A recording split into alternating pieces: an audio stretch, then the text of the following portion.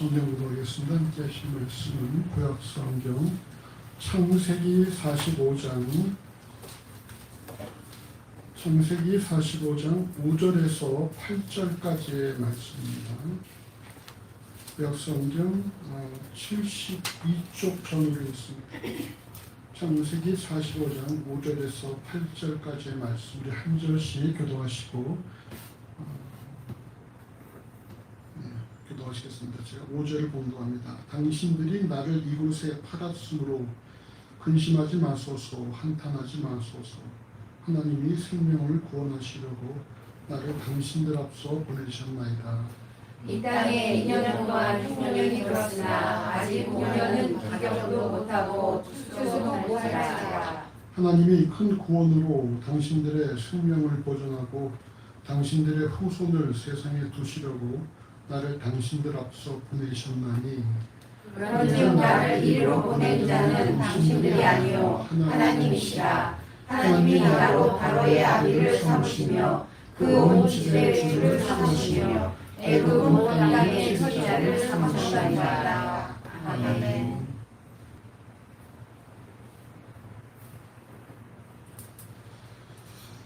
오늘 본문은 우리가 비전을 품은 젊은이로 잘 알려진 야곱의 11번째 아들 요셉에 관한 그런 말씀입니다.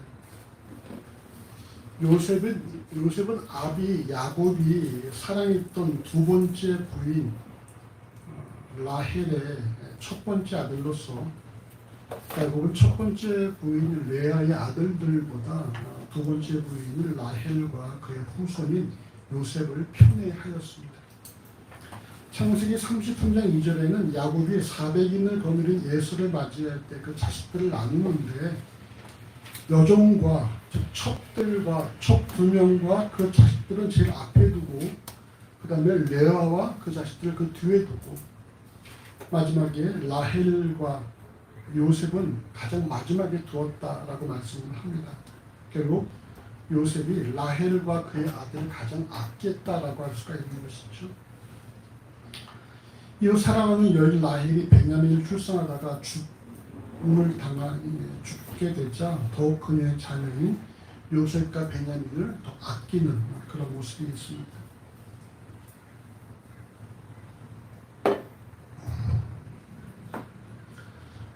창세기 37장 3절은 요셉은 노년에 얻은 아들이므로 이스라엘의 여러 아들보다 그를 깊이 사랑하여 위하여 채색 옷을 지어주었다라고 말씀을 합니다. 채색 옷이라는 것이 어떤 면에서 편애한다라는 의미도 있지만 아버지에 있어서 어떤 신적인 장자라는 그런 의미가 담겨 있어요. 비록 얘가 11번째 아들이지만 내가 마음속으로는 얘가 내 장자라 어떤 그런 마음이 담겨있는 것이 바로 채색옷의 모습이거든요. 창세기 37장 12절 이후에는 요셉의 형제가 세겜에 가서 아비 양떼를 칠 때에도 요셉은 가지 않고 아비 야곱과 함께 있었다라고 말씀을 합니다. 여러분 세겜 하면 기억나는 사건이 있습니까?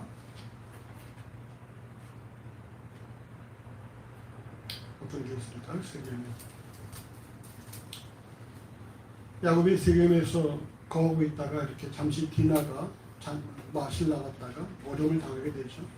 그때 시몬과 레이가 들어와서 그 족속을 다 몰살을 하는 그런 모습이 있습니다. 또 세겜 지역에 온 그런 사람들이 다 야곱을 잡으려고 일어났던 그런 일이 있지 않습니까?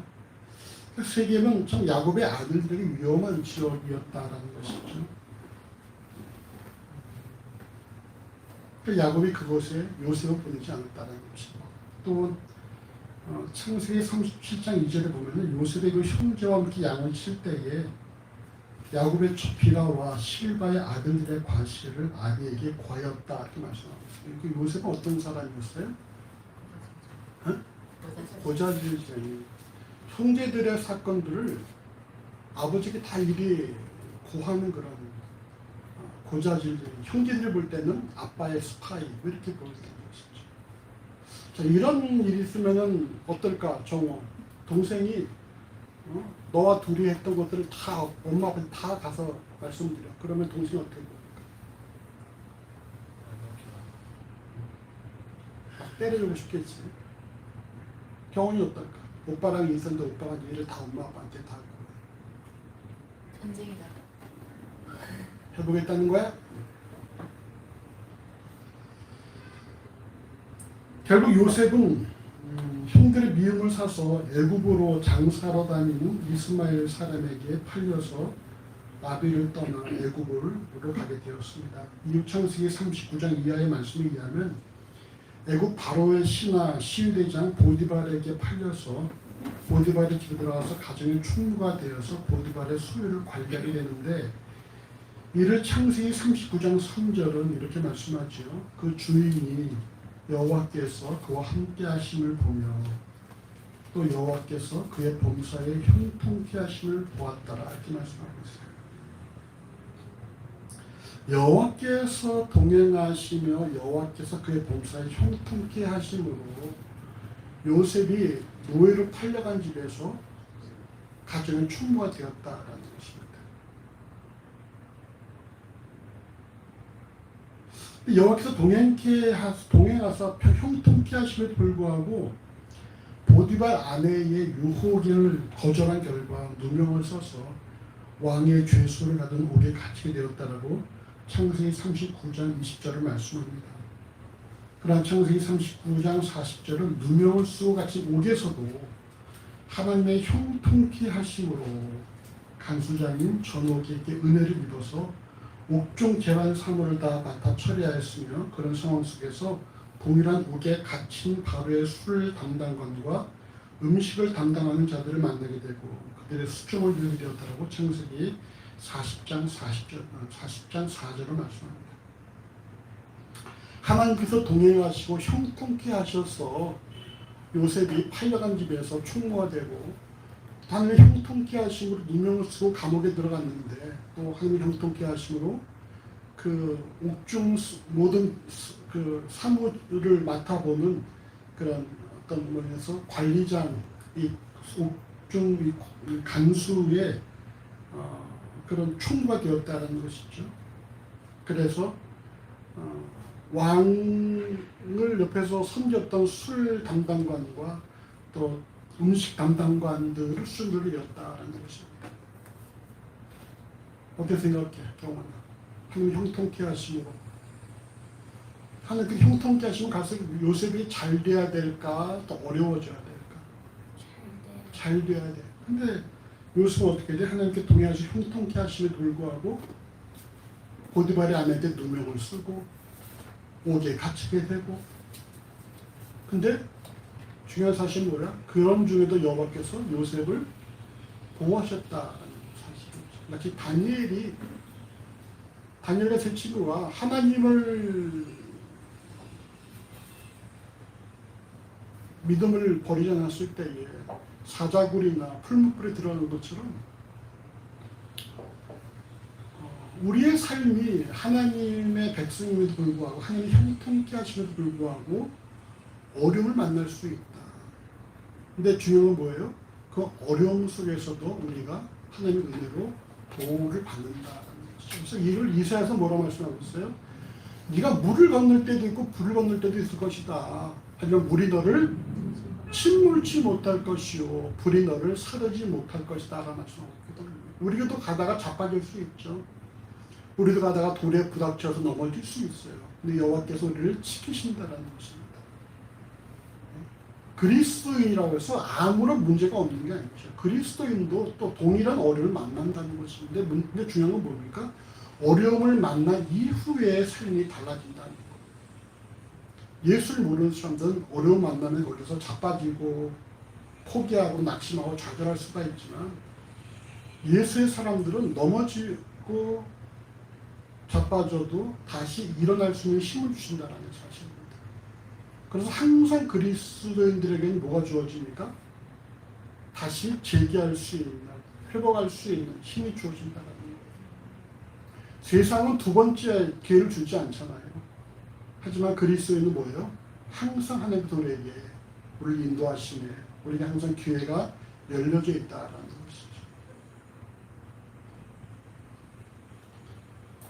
그래서 요셉이 그 간수들의 꿈을 해몽해 준 결과 해몽해 준 대로 술 담당가는 풀려나고 음식을 담당하는 자는 죽임을 당합니다.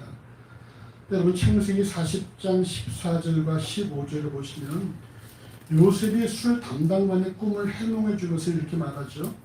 당신이 득의하거든 당신이 다시 의를 얻어서 왕 앞에 서게 되거든 나를 생각하고 내게 은혜를 베풀어서 내 사정을 바로에게 고하여 이 집에서 나를 건져내소서.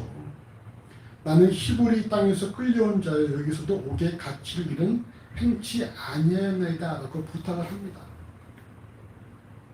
이럴 때 요셉의 이 바램은 무엇일까요? 오직 한 가지죠. 뭐겠습니까? 규빈이? 옥에서 나가는 거. 오해가 풀려서 옥에서 나가는 것이 유일한 요셉의 바램이고 간구였다라는 거예요. 그래서 성경 뭐라고 말씀합니까? 40장 23절 같이 읽어주십시오. 40장 23절 같이 읽어보겠습니다. 술 맡은 관원장이 요셉을 기억지 않고 잊었다. 요셉은 간절한데 요셉은 간절해서 꿈 해묵까지 읽었는데 그런데 그만 이 술 담당관은 풀려난 이후에 요셉을 기억에서 잊어버렸다. 그래서 얼마나 흘렀습니까? 41장 1절에 보면은 만 2년 후에 2년이 흘렀어요. 자, 2년 동안 요셉의 심정이 어땠을까? 날마다 기대하겠죠. 언제쯤 연락이 올까? 언제쯤 술 담당관이 나를 바로에게 말해서 나를 꺼내줄까? 타이밍이 안 맞았나 보니 아니 안 맞을 수 있겠지. 교회를 찾고 있겠지. 여러 가지로 요셉은 생각했을 수 있어요. 근데 여러분 2년이라는 세월이 여러분 짧은 세월이니까 그러니까 물론 돌아볼 때 야 40년 금방 갔다라고 말하지만 여러분 2년 짧은 시간이 아닙니다. 거기 지금 요셉은 어디에 있어요? 감옥에 있다는 거예요. 감옥에서 2년 억울하게 누명 쓰고 오해를 써서 2년 있다는 것입니다. 그 2년이 어떤 일이 발생하느냐 바로가 꿈을 꾸죠.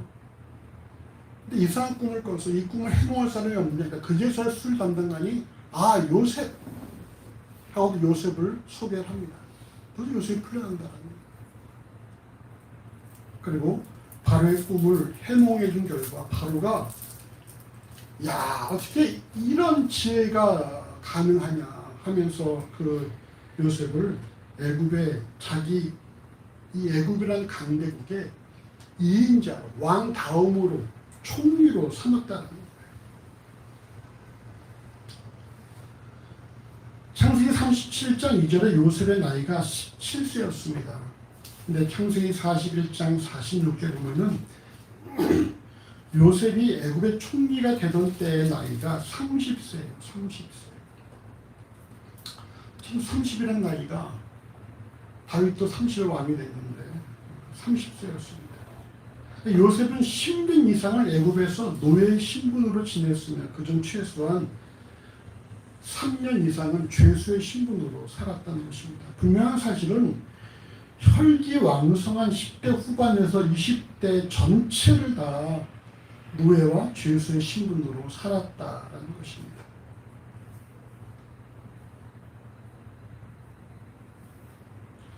여러분 10년 이상의 원치 않는 곤고한 상황 속에서 요셉은 어떻게 살았을까요?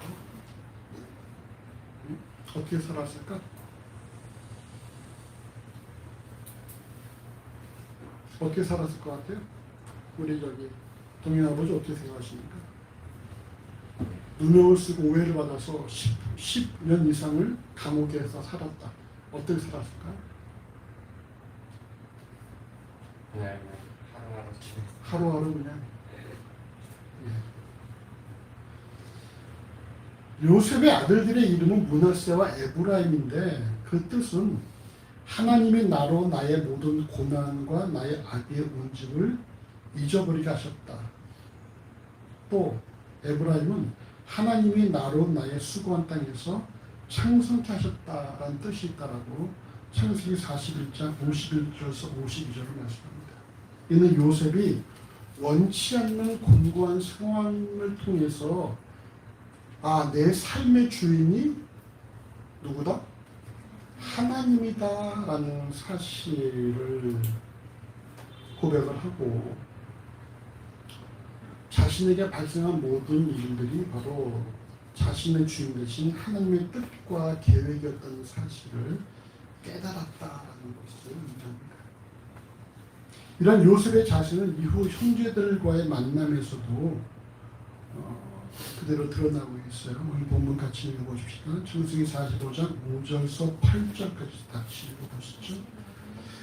당신들이 나를 이곳에 팔았으므로 근심하지 마소서, 한탄하지 마소서. 하나님의 생명을 구원하시려고 나를 당신들 앞서 보내시옵나이다. 이 땅에 2년 동안 흉년이 들었으나 아직 5년을 기견도 못하고 추수도 못할지라. 하나님이 큰 구원으로 당신들의 생명을 보존하고 당신들의 후손을 세상에 두시려고 나를 당신들 앞서 보내셨나니 그런즉 나를 믿고 보낸 자는 당신들이 아니고 하나님이시라. 하나님이 나로 바로의 아들을 삼으시며 그 온 집의 주를 삼으시며 애굽 온 땅의 지혜자를 삼으셨나이다. 아멘. 요셉의 발언은 오늘 보면 창세기 45장 5절에 당신들이 나를 이곳에 팔았으므로 근심하지 마소서, 한탄하지 마소서. 하나님의 생명을 구원하시려고 나를 당신들 앞서 보내셨나이다 라는 것이었습니다. 비록 당신들이 나를 이스마엘 장사꾼에게 팔아서 내가 애굽에 와 있지만 나를 이곳에 보낸 이는 당신들이 아니라 하나님이다 라고 고백합니다. 하나님이다. 다시 말해서 하나님께서 나를 이곳에 당신들 통해서 이곳에 나를 보내셨으니까 당신들은 이 일에 대해서 전혀 근심할 것이 없다. 당신들이 주체가 아니고 당신들은 도구일 뿐이다라는 것이죠. 오늘 보면 창세기 45장 5절, 7절, 8절의 공통된 주어가 뭔지 아시겠습니까? 응? 하나님이. 오늘 제목이죠. 하나님. 5절을 보시면은 하나님의 생명을 구원하시려고, 또 7절을 보면은 하나님이, 또 8절에도 당신들이 아니요 하나님이시라. 하나님이. 계속해서 모든 일들이 하나님이 하셨다는 사실을 요새 고백하고 있다는 거예요. 하나님이. 혹 형들이 자신을 팔아 넘겼다고 생각한다면 형들에게 안갚음을 해주려고 했을 수도 있고, 자신이 해몽해 준 대로 옥에서 풀려났지만 이내 자신의 간곡한 부탁을 망각해버린 술 관원장에 대해서 총리의 신분에서 따져 물을 수 있겠죠. 어떨까? 내가 2년 동안 기다렸는데 총리가 됐어. 그러면 술 관원장을 볼 때 어떤 마음이 들겠어? 고마움도 있겠지만 한편으로는 저걸 어떻게 한번 내가 2년 동안 그 당한 그 수모를 한번 제대로 맛 좀 보게 할까? 이런 마음 들 수가 있겠죠. 총리인데, 왜 총리인데? 그럼 이 모든 일을 하나님께서 하셨다는 그 명백한 사실에서 요셉이 지닐 수 있는 모든 인간적인 배신과 아쉬움의 감정은 다 사라져 버렸다는 것입니다. 여러분 생각해 보십시오. 타국의 노예로 팔려와서 죄수의 신분에 있었던 20대 이방인 청년이 어떻게 당대 최강국인 애국 바로의 뒤를 이은 이긴자가 될 수 있을까요? 아무리 요셉이 바로의 꿈을 해모하는 등 공을 세우고 지혜가 있다고 하더라도 애굽의 이인자가 되라는 그 엄청난 부탁을 어떻게 수용할 수 있을까? 이런 것들 수용할 수 있을까요? 어떻게? 정말 갑자기 대표원을 불러서 앞으로 정우가 내 2인자, 여기서 2인자해. 내가 보니까 너나 지혜가 출중해. 너 2인자 해. 그럼 정우 어떻게 하겠어? 오, 그렇구나 하고 그걸 받아들이겠어? 아니면 그걸 고사하겠어?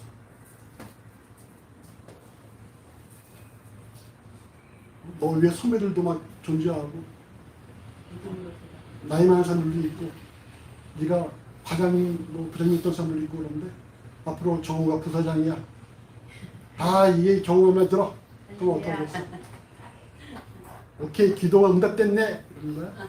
아니면은, 저는 그럴 자기 안 된다. 하겠어.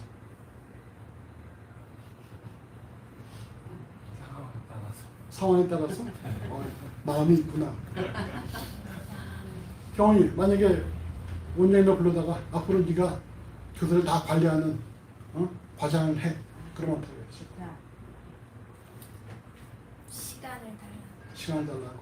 뭐 기도할 시간? 아니, 쉽지 않죠. 여러분, 더더군다나 여러분, 요셉은 누구예요? 이방인이에요, 이방인. 여러분, 이걸, 우리나라 지금 말이죠. 이남에 탈북한 사람들을 국회의원 된 것도 좀 말이 많지 않습니까? 한때 어떤 그 이주민들을 위해서 어떤 필리핀 사람이 그것도 말이 많았었는데, 지금도 이렇게 말이 많은데, 여러분, 과연 이 애굽의 히브리인을 좋아하는 사람이 얼마나 있겠어요? 그것도 이 누구예요? 노예 아니에요, 노예 신분. 감옥에 갇혀 있다는 사람 아닙니까? 이제 왕이 그 해몽했다는 것만으로, 야, 네가 앞으로 이 인자를 해. 이건 여러분 쉽지 않은 그런 제안도 쉽지 않은 것이지만 받아들여도 쉽지 않은 것이죠. 근데 어떻게 이를 요셉이 수락할 수 있었을까? 오직 하나죠. 이 모든 일은 다 하나님이 하셨다라는 것을 요셉이 받아들이고 있다.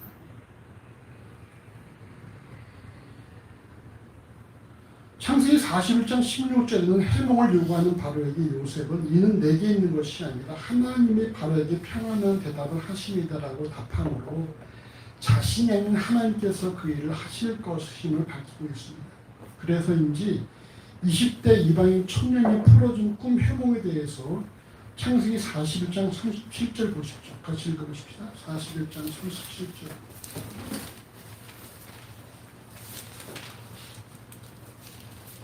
바로가 뭐라고 말합니까?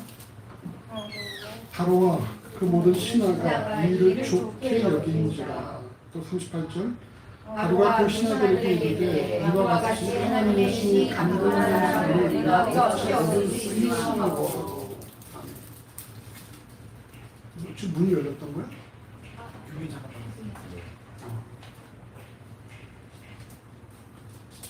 처음 만난 20대 이방인, 그것도 노예에 이어 죄수가 된 청년의 꿈 해몽에 대해 모두들 긍정적으로 받아들일 뿐만 아니라, 여러분, 이 일이 앞으로 몇 년 뒤에 발생할 일인지 아십니까? 7년 뒤에요. 7년 뒤에. 7년 동안은 풍년, 7년 동안은 흉년이었잖아요. 그러니까 풍년이 아니라 흉년을 닥쳐와야지 알 수 있는 일인데, 미리 그것을 미리 다 인정을 하고 그 해석을 확인하지도 않고 7년 후에 발생한 그 해석을 확인하지도 않고 바로의 뒤를 이어서 총리로 섬는다는 것은 하나님께서 하시지 않으면 불가능한 일이라는 것입니다. 요셉이 애굽으로 팔려온 노예 생활과 3년 이상의 죄수 생활의 곤고함 속에 형제에 대한 원망과 자신의 철없던 행동에 대한 후회 등 부정적인 다양한 생각도 했겠지만 깊이 생각한 결과는 결국 이 모든 일을 하나님께서 하셨다라는 고백이랍니다. 하나님께서 이 같은 일을 행하신 이유에 대해서 오늘 본문 창세기 45장 6절과 7절은 애굽과 가나안 땅 등 그 주변 지역에 발생한 7년간의 흉년 속에서 하나님의 언약 백성은 아브라함의 후손 야곱과 그의 자손들의 생명을 구원하시려고 요셉을 애굽으로 보내셔서 노예 생활과 죄수의 신분을 거쳐 애굽의 총리가 되게 하셨다라고 말씀을 하는 것입니다. 창세기 50장 19절과 21절은 야곱이 소천한 이후 형제들은 혹 요셉이 자신들을 미워하며 악을 갚지 않을까라는 두려움이 요셉에게 용서를 구하며 비를 따라 말씀하고 있어요. 이때가 야곱과 그의 자손이 애굽에 정착한 지 17년의 시간이 흘렀을 때입니다. 17년간 요셉과 그 형제들 간에 아무런 문제도 발생하지 않았을까? 혹 요셉으로 하여금 형제들의 악행을 떠오르게 하는 일이 없었을까? 그러나 용서를 받은 형들의 요셉은 창세기 50장 20절 이렇게 고백을 합니다. 같이 읽어보십시다. 창세기 50장 20절.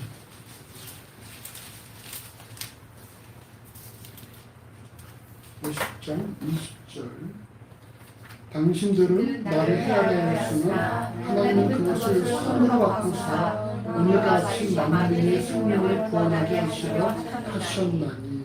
아멘. 당신들을 내게 악을 행하였지만 하나님께서 그것을 선으로 바꾸셨다. 결국은 하나님께서 이 모든 것들을 행하셨으니까 결국 두려워하지 말고 염려하지 말라라는 것을 말하는 것입니다. 도대체 하나님께서 무엇을 요셉에게 하셨길래 요셉의 이처럼 철저하게 하나님이라고 고백할까? 하나님께서 뭘 하셨을까요? 우리 김원님 사 하나님 요셉에게 뭘 어떻게 하셨길래 요셉이 이토록 변함없이 하나님께서 하셨습니다 하고 고백하겠습니다.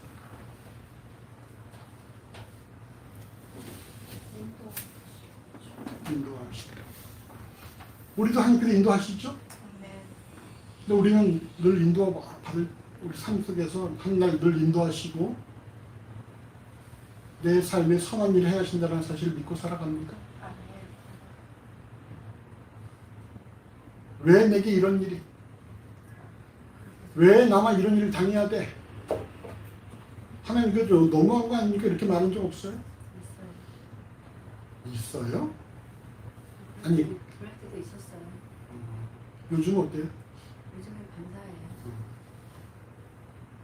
그러니까 있어요. 그러니까 지금 것처럼 보이잖아. 있었어요. 해야지. 내가 왜 가장 요즘 은혜를 누리는 사람이 김연주 장 같은 게 있어요. 하니까는.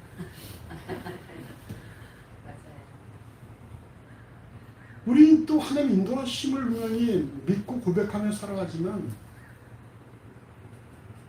우리가 한결같이 하나님을 의뢰하고 아무 염려 없이 산 건 아니잖아요. 우리 막연한 두려움을 갖고 있는 김원님 목사님. 도대체 무엇을 하셨길래 이렇게 요셉이 변함이 없을까? 어떻게 생각해요? 우리 하나님께서 인도하시지? 네. 늘 인도하심을 의뢰하고 걱정 없이 살아? 걱정이 있는데. 왜 인도하시는데 걱정이 왜 있을까?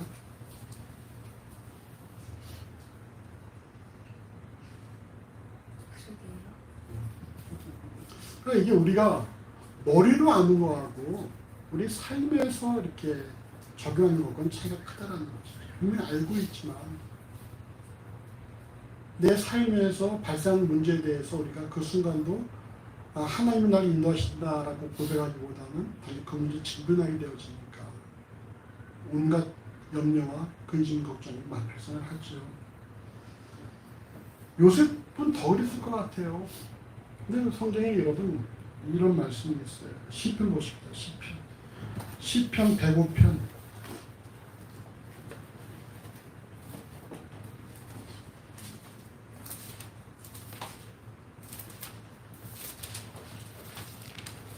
시편 105편 17절에서 19절까지 말씀입니다. 구약성경 878쪽에 있습니다. 시편 105편 17절에서 19절까지의 말씀 우리 함께 읽어보십시다. 한 사람을 앞서 보내셨으며 요셉이 종으로 팔렸도다. 그 발이 착고에 상하며 그 몸이 쇠사슬에 매였으니 곧 여호와의 말씀이 응할 때까지라. 그 말씀이 저를 단련하였도다. 아멘. 한 사람을 앞서 보내셨으며 요셉이 종으로 팔렸도다. 이 오늘 사건을 배경으로 하는 것이죠. 그 발이 착고에 상하며 그 몸이 쇠사슬에 매였으니 곧 여호와의 말씀이 응할 때까지라. 그 말씀이 저를 단련하였도다 라는 말씀입니다. 노예로 팔려온 것만도 속이 상한데 뭐 누명을 쓰고 감옥에 갇혔으니까 요셉의 심정이 어땠겠습니까? 이를 시편 105편 18절은 그 발이 착고에 상하며 그 몸이 쇠사슬에 매였다라고 말씀하는데, 이는 발에 족쇄를 차고 목에다가 쇠칼을 씌웠다라는 거예요. 근데 여러분, 우리가 아다시피 요셉은 가는 곳마다 하나님께서 형통케 하심으로 사람들에게 인정을 받았기 때문에 발에 족쇄를 차고 목에 쇠칼을 쓴 적이 없지요. 그럼에도 불구하고 요셉이 발에 족쇄를 차고 목에 쇠칼을 썼다는 것은 요셉의 심령이 심히 상했다라는 거예요. 심령이 심히 상했다. 이 몸이 쇠사슬에 매었으며 할 때 몸에 사용된 단어, 이 네페시오는 말이죠. 영혼이에요, 영혼. 육체를 말하는 것이 아니라 영혼을 말합니다. 결국 요셉이 몸은 자유로웠을지라도, 몸은 가정의 총무요, 간수의 어떤 그런 재반 사물을 맡아보는 종류이기 때문에 몸은 자유로웠을지라도 그 영혼은 지금 피폐해지고 있다는 거예요. 그 심정은 마치 수갑을 차고 쇠칼을 목에 휘둔 것 같은 심정으로 살았다는 것입니다. 요셉이 이렇게 살았던 이유를 시편 105편 19절 뭐라 말씀합니까? 말씀이 저를 단련할 때까지라고 말씀합니다. 기한이 있죠. 기한이.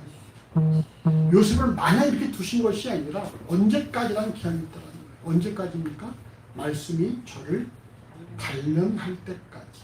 말씀이 단련할 때까지. 자, 단련이라는 말이 무슨 말일까요?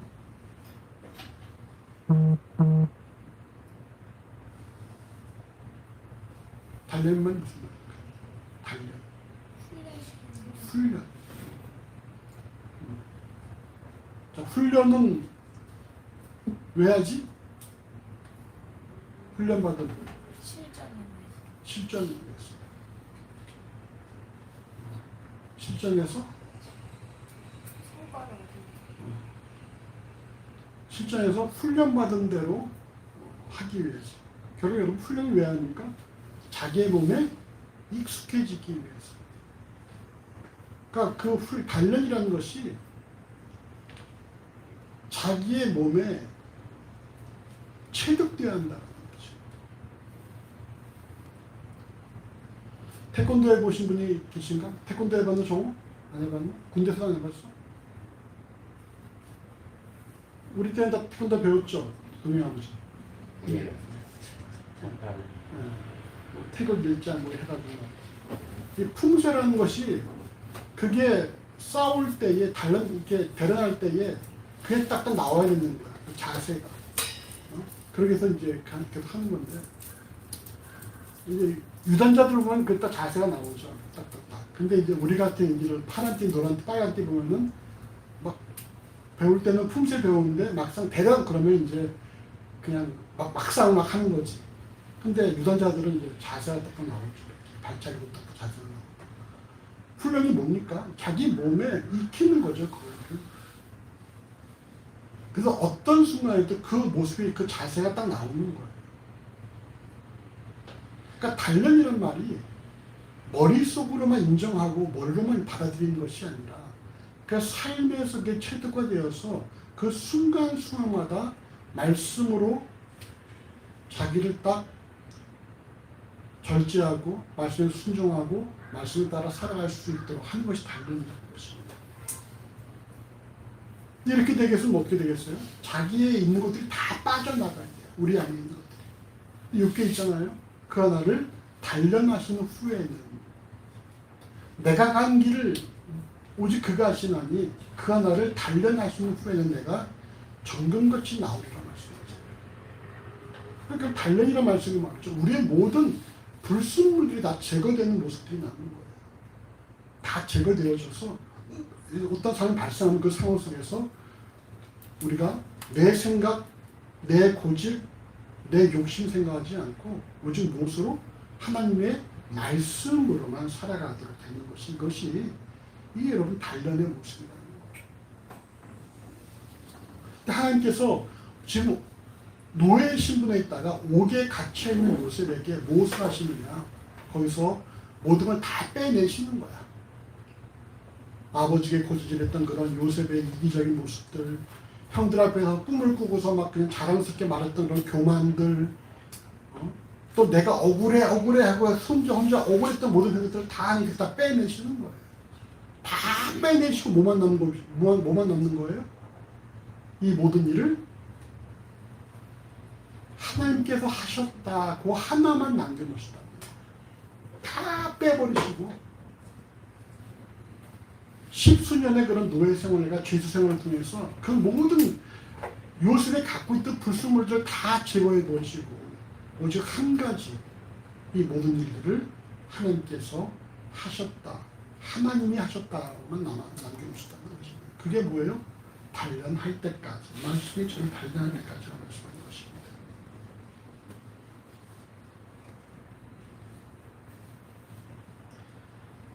요셉이 그 말씀에 의해 단련될 때까지, 요셉이 단련됐다는 증거는 오늘 본문과 요셉의 고백에 들어간 것처럼 결국 이 모든 일을 하나님께서 하셨다라고 고백하는 데까지라는 것입니다.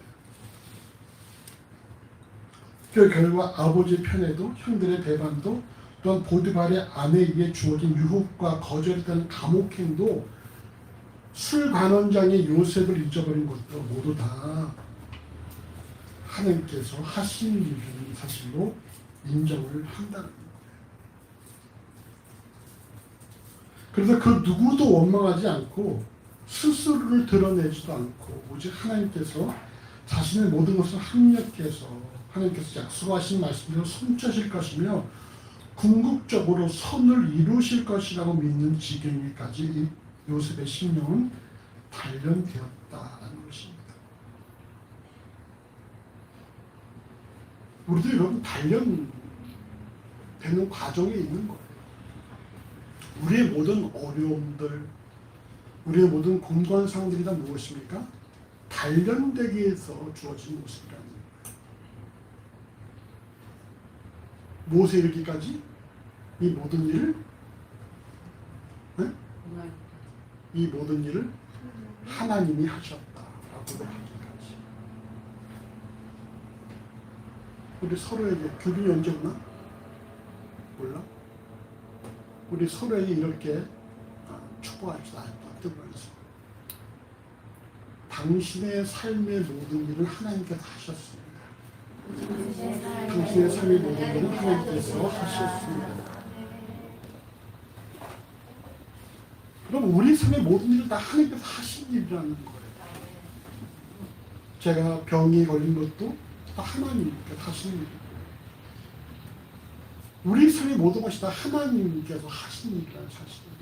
그럼 우리가 이것을 인정하는 것이, 이것이 우리가 말씀에 단련되는 그런 과정이라는 거예요.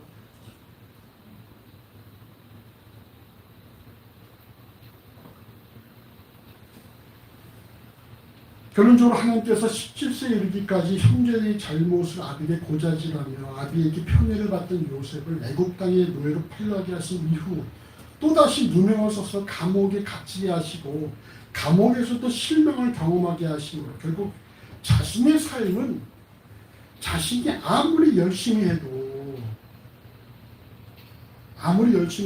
뭐만 있어요? 내가 아무리 열심히 해도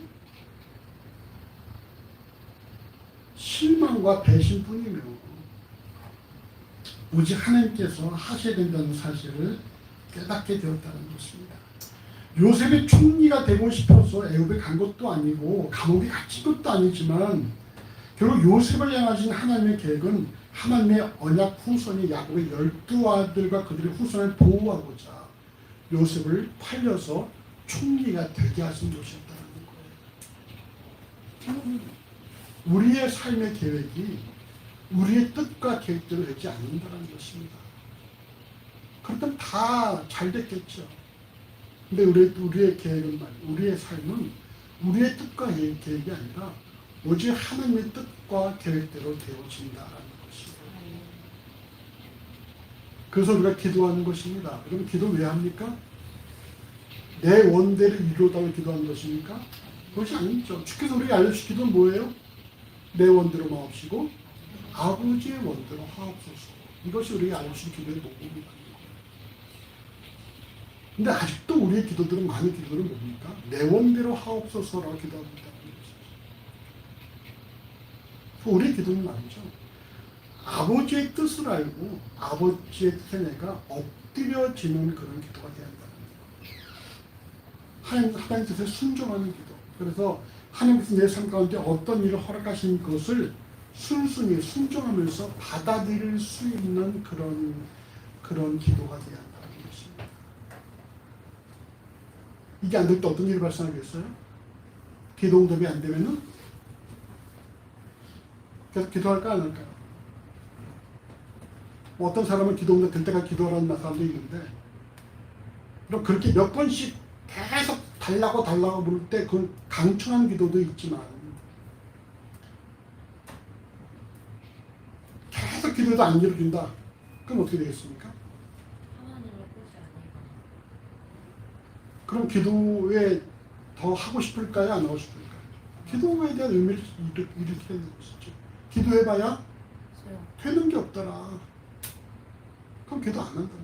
근데 여러분, 기도에 되는 게 없는 것이 아니라 그건 기도의 방향이 잘못된 것이라는 것이죠. 내 원을 찾다 보면, 내 원대로 없으시라고 하다 보면 기도는 안 된다는 것입니다.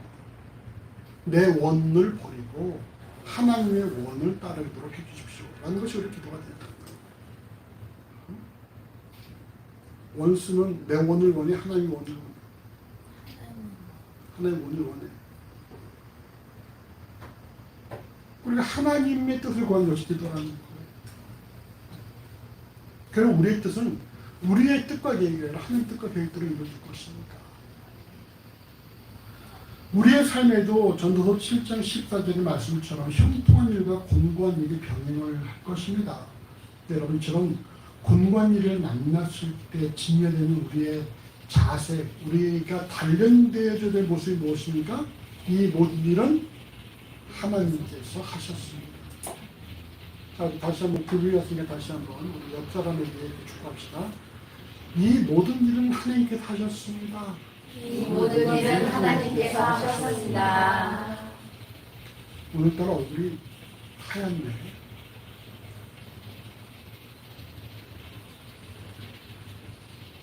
그것을 여러분 인정하는 것, 이것이 여러분 우리가 곤고한 일을 만났을 때 우리가 고백해야 될 내용이라는 거예요. 아, 이 모든 일은 다 하나님께서 하셨습니다. 또 하나님께서 하실 것입니다. 더한다면은 하나님께서 이제까지 쭉 해오셨습니다. 아까 우리가 시편에서 썼던 내가 옛날을 기억하고 현재를 묵상하고 미래를 소망하고 이런 말씀이 다 포함되어 있습니다. 하나님께서 쭉 행해 오셨고 하나님께서 행하시고 앞으로 행하실 것입니다.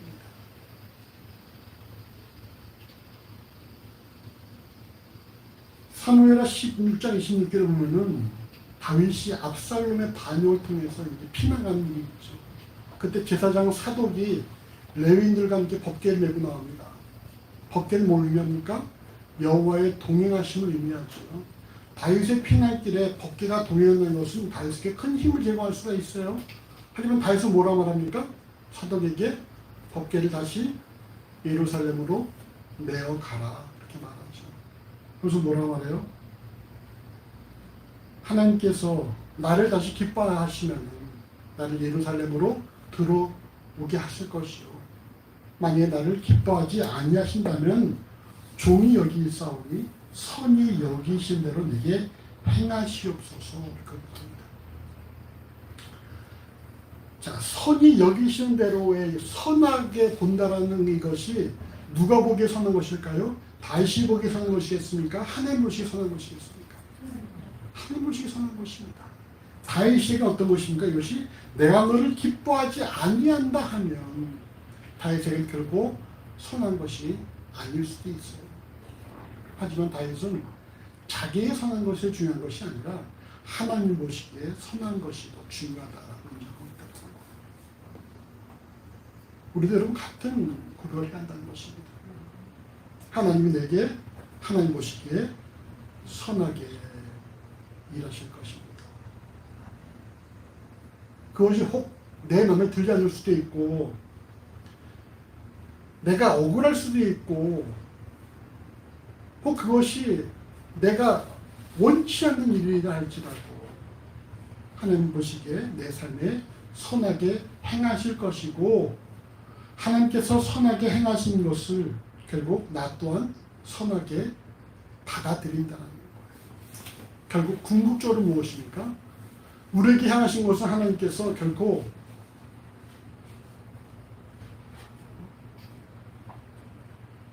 내가 너를 향한 나의 생각은 내가 하나니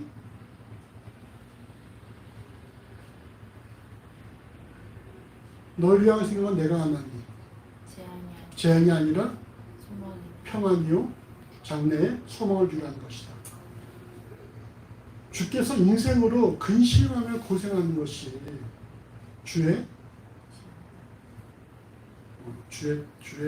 주의 마음이 아니다. 주의 뜻이 아니다. 그런 말씀이 있죠. 예레미야 3장 33절에 이것이 비록 내게 지금 재앙처럼 보일지라도 뭐예요? 결국 모든 것이 다 합력해서 선한 결과를 만들어 내신다는 사실을 우리가 그거를 받아들이는 것. 이것이 바로 여러분 우리가 고난 중에 곤고한 상황에서 그리스도인이 갖춰야 될 자세라는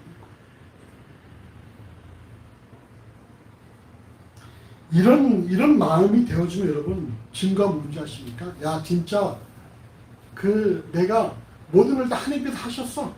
다 하나님께서 하신 거야. 이제 하나님께서 내 삶 모든 걸 합력해서 선한 결과를 만들어내실 거야 라는 그런 고백과 그것으로 관련된 증거가 무엇이냐 이게 중요해요. 증거가 뭘까요?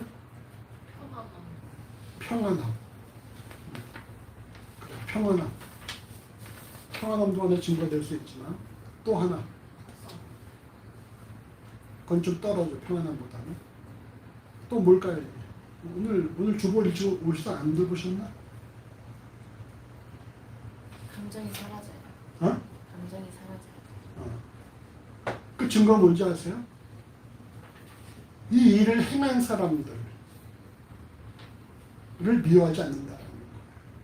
요셉이 형들을 미워하지 않고 보디발의 아내를 미워하지 않고 술 관원장을 원망하지 않는 것처럼 이 모든 것이 다 하나님께서 행하신 일이니까 우리는 다 도구니까 요셉이 그 누구의 탓도 하지 않는다는 것입니다. 누구의 탓에도 하지 않는다라는 이 누구에 또 누가 들어갈까? 내가 들어간다는 거예요. 이 일이 혹 내 실수일 수도 있어. 내 잘못일 수도 있어. 내가 이렇게 했을 수도 있어. 하지만 이 또한 무엇입니까? 하나님께서 행하신 일이라는 거예요. 하나님께서 내가 행한 것 또한 합력해서 선한 결과를 만들어 내신다라는 사실입니다. 여러분 우리가 하나님께서 하셨다라고 고백하는 증거가 무엇이냐? 그 누구의 탓도 돌리지 않고 자기 자신에게 탓을 하지 않는다는 거예요. 왜? 우린 다 도구이니까. 결국 하나님께서 이걸 다 합력해서 선한 결과를 만들어내실 것이니까 그 누구 탓하지 않습니다. 그럼 혹시 누구 탓한 사람이 있습니까? 이거 다 그 사람 때문이야? 뭐 이런 마음이 있어요? 이거 다 남편 때문이야? 이거 다 아내 때문이야? 엄마 아빠 때문이야? 뭐 이런 어떤 남탓하는 그런 우리 모습이 있습니까? 어때 우리 원수는 어떨까? 있어. 뭐 한참 있을 때야. 20대니까. 질풍노도해. 20대. 교린이 어때? 남탓하는 경우가? 있어. 한참 할 때야. 신혼 부부로서 한참 할 때. 남편 탓? 남편, 사람들 탓. 어떻게 우리 김원 교수님 남탓할 때 있습니까? 이제는 안 하죠. 이제는 안 해. 이제 안 할 때야. 50대가 넘고 60대가 넘고 김원 기사님은 지금 어때요? 가끔 내 탓해요. 그래. 50대 중반은 넥타 할 때가. 여러분 이게 자랑할 것도 없고 탓할 것도 없고 실망할 것도 없고 남 탓할 것도 없어요. 다 하나님께서 하시느라는 사실입니다. 그게 우리가 담대하게 만들어가는 거예요. 오늘 본문 통해서 점검해야 될 사실은 먼저 그리스도인의 삶에도 공고한 일이 발생을 한다는 것인데 여러분 이때는 깊이 생각해야 돼요. 깊이. 여러분 왜 내게 이런 일이 이런 건 전혀 합당한 해결책이 아니에요. 어떻게 하면 좋을까 이런 것도 합당한 해결책은 아닙니다. 공고한 일이 발생할 때 깊이 묵상하고 기도하며 하나님께 나아가 주십시오. 그 깊이 생각할 결론은 무엇입니까? 결국은 이 모든 걸 다 하나님께서 하셨다라가 되었다는 거예요. 그것이 우리가 단련되는 모습이라는 것입니다. 이 모든 걸 다 하나님께서 하셨다. 무엇을 위해서? 나를 더 단련하시기 위해서, 내 불순물을 제거하시기 위해서 하나님께서 하셨다. 그리고 이처럼 하나님이 하셨다고 결론을 낸 증거가 무엇입니까? 그 누구의 탓도 돌리지 않는다는 거예요. 남 탓도 아니고 내 탓도 아니고 내 자랑할 것도 아무것도 없고 그죠? 그걸 순순히 받아들이고 하나님께서 합력해서 이 모든 것을 합력해서 선한 결과를 만들어내실 것만 소망하며 그걸 다 받아들인다는 것입니다. 하나님께서 하나님의 때 우리 삶 가운데에 선한 결과를 만들어 내신다는 거예요. 자, 무슨 일을 만나든지 자신의 삶이 하나님의 손에 잡혀있다는 사실을 명심을 하고 오직 하나님만 주목하는 가운데에 오직 하나님의 일하심을 경험하는, 그래서 단련되어지기까지 경험하는 그런 복된 그리스도인의 삶이 되어지시기를 간절히 주의 이름으로 소원합니다. 기도하십시다. 주의 은혜를 감사합니다. 아버지, 우리 삶에도 우리가 원치 않는 그런 곤고한 상황들이 발생할 수 있다는 사실을 고백합니다. 그러나 우리가 곤고한 일을 만났을 때에 우리 아버지 이것을 어쩌면 좋을까? 왜 내게 이런 일이라고 우리가 불평하거나 우리가 남탓하지 않도록 만들어 주시고 우리가 또 깊이 하나님을 일하시는 묵상할 수 있도록 인도하시기를 간절히 원합니다. 우리가 그 결과 이 모든 일을 다 하나님께서 행하셨다는 사실을 고백할 수 있도록 인도해 주시고 우리가 그런 말씀에 단련되기까지 우리의 모든 불순물들을 다 제거해낼 수 있도록 인도하여 주시옵소서. 그래서 우리가 그 누구의 탓도 돌리지 않고 또 스스로를 너무나 우리가 자책하지 않도록 만들어 주시고 우리의 내 삶의 모든 것들을 합력해서 선한 결과를 이루어내실 하나님을 더욱더 깊이 주목하며 하나님을 일하심을 경험하도록 인도하시기를 하나님 간절히 소원합니다. 우리 모든 지체를 주께서 참으로 주의 손아래 단련하심을 감사하고 우리 중에서 잘 훈련받아갈 수 있도록 우리의 신령들을 인도하시며 주의 성령으로 주장하여 주시옵소서. 감사하며 예수 이름으로 기도합니다. 아멘.